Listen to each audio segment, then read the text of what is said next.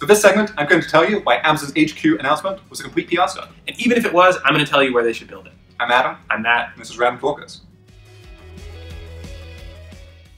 Amazon recently announced plans to develop a second headquarters in North America. This will entail $5 billion in construction costs, 50,000 new jobs, all coming to the city nearest you. Adam, what are your thoughts? Well, this is clearly a complete PR stunt from Amazon. Amazon is full of very smart analysts, very smart MBAs, and I'm sure if they're planning on building a second headquarters, they have to have some idea of where it's going. Maybe they don't know exactly what city they're going to build it in, but they must have at least a short list of maybe 4 or 5. And so to open this up, as a public proposal where literally any city in America can bid, strikes me as a pretty classic PR move. And it's sort of a wasteful move because now you have all these cities that are going to put together these pretty time-consuming and expensive bids, offer Amazon all these glamorous tax breaks and whatnot. But they'll never really be considered because Amazon presumably has some idea of where it's going. So for me, the whole thing's kind of wasteful.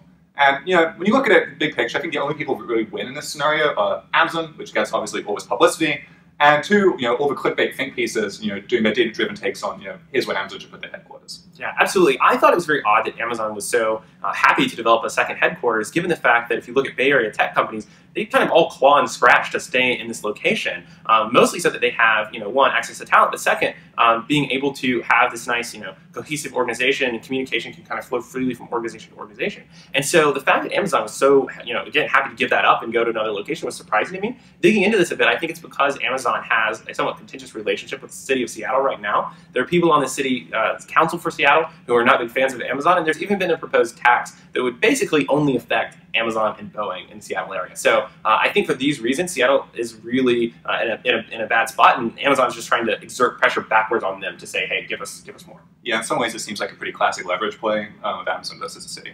I think it's interesting to compare Amazon's headquarters announcement to another headquarters announcement that happened last week, which was Walmart announcing its plans to expand its Bentonville headquarters considerably. And this was a much more kind of low-key announcement. And I think it's interesting to consider the scenario where Walmart, initiated the same kind of public proposal that Amazon did.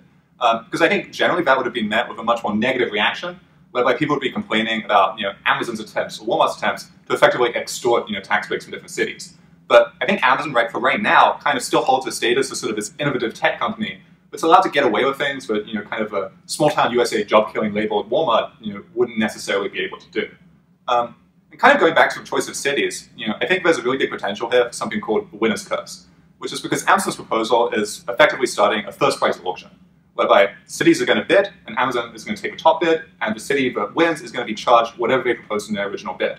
And in this situation, where you have a lot of different people, or actors, or cities all bidding for a single item, the winner is likely to have overvalued that item and end up paying too much, hence the term winner's curse. And so I think whichever city wins will have to be kind of cognizant of the fact they may not actually be in a particularly good place. Yeah, absolutely. Thinking about the cities, I'll reference the New York Times think piece on this, where I think they believe they picked Denver as their winning city. I thought this was kind of an odd choice because I see Denver as not really extending Amazon's strategic initiatives in any direction. I actually look for Amazon to go somewhere in Texas, building off of the Whole Foods relationship and extending themselves more into grocery, or to build somewhere on the East Coast, which will be closer to Bezos' ties with the Washington Post and will access a whole new sort of range of universities that they may struggle to pull all the way over right now.